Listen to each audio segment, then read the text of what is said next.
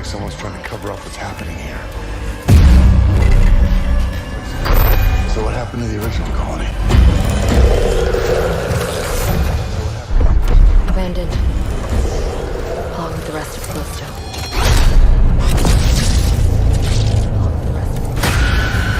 They didn't have... They didn't have a clue what was going on. Things are changing.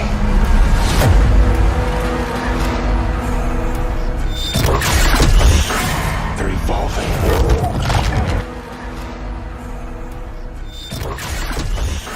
They're evolving.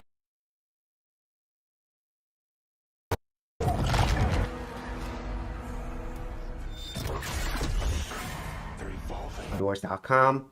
So in today's episode, I'm going to be showing you how to live stream using OBS and YouTube, and the live stream settings that I use to have the best live stream while keeping latency to a minimum. Now my current setup is I actually have my camera here. This is my Panasonic G85 camera, and I also have a webcam. So as you can see here is my Logitech webcam. I also have my desktop to show.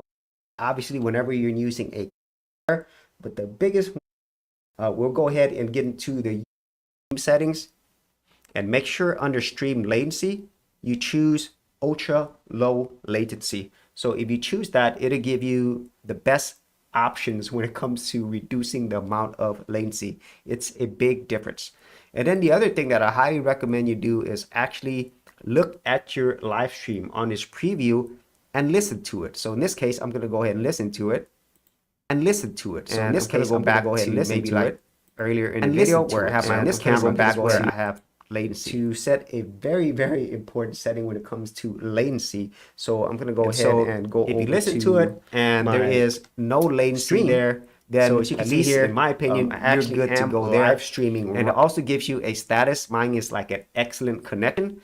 But the most important thing I wanted to make sure was that there's no latency when it comes to my video and my voice. So that's usually the number one things that you'll see is either your voice doesn't match with your video, or in some cases, if your internet connection is really slow, then it's going to buffer a lot and the quality is going to be poor. Okay, so those are like the first things that you want to do. Check your internet speeds and make sure in your YouTube stream settings you have it at ultra low latency, and also preview your live stream as you are doing your live stream, or maybe before you do your live stream.